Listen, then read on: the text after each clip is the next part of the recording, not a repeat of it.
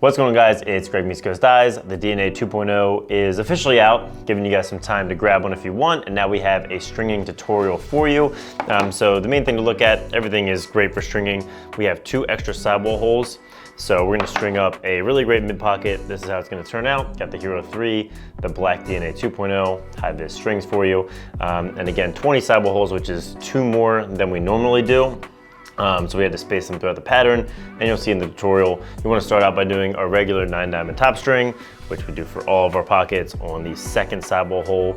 We have a tutorial for that as well. In this pocket, we're just going to use basic overhand knots, 1s and 2s, which you can learn how to do individually if you want to pause this video and go watch their individual tutorials. If not, I'll show you how to do them really briefly while we do the pattern. So let's get to stringing. Okay, so we have our 9-diamond top string in on the second sidewall hole. We've already got our left side done, so I'm going to show you how to replicate that on the right side, and we'll get started. It's just a pretty simple pattern, just like we've done before. So you're going to start at the third sidewall hole, which on the DNA tool will be the last large one, and do a double loop through the first 10-diamond row of mesh, which is how we start all of our patterns here on the third row with a double loop to start. I just think it's the easiest way to start and gets it as tight as possible. So now we're gonna follow a pretty basic pattern that we followed before. The only difference is there's 20 holes here, so we have to add 2 into the pattern. So we're gonna start off with our double sidewall hole skip.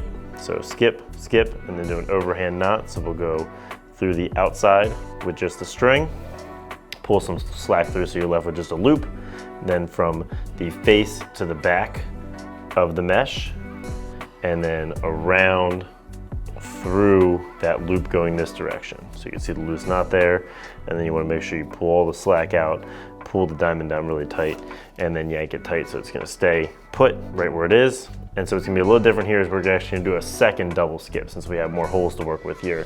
So we're going to go 1, 2, skip those 2 sidewall holes as you can see, leave our loop, go face to back of mesh again, same exact thing around the loop, and pull all the slack out. That's gonna get it nice and tight. And then we're gonna do our third knot, this time only skipping 1 sidewall hole. So you've got 2, 2, and then a single skip. And then same thing to do the overhand knot there. And pull that one nice and tight so you can see on both sides.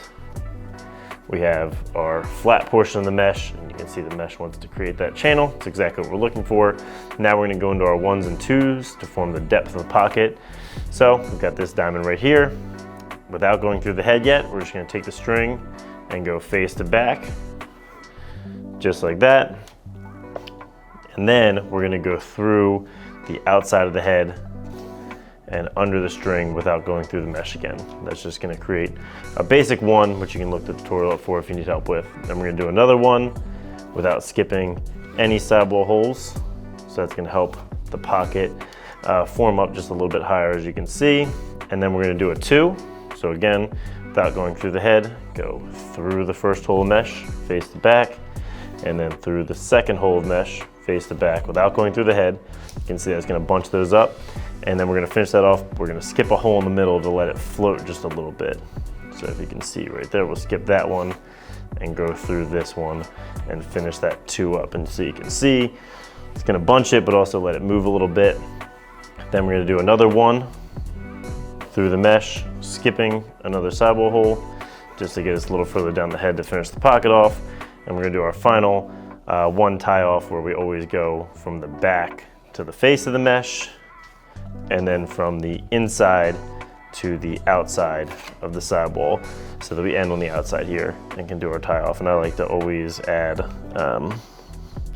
a little loop there to make sure the tension doesn't fall through, and there you can see the finished pocket.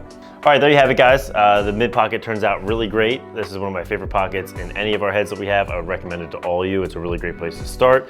I showed you the sidewall. Make sure you break it in really well, and then you can put the bottom string in. I always do, or at least for all of our pockets here, we do 2 loops on the 9-diamond row after that last 10-diamond row.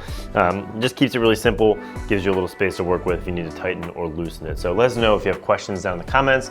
We'd be happy to answer them. If not, like if you liked it, subscribe if you haven't, and have a great day.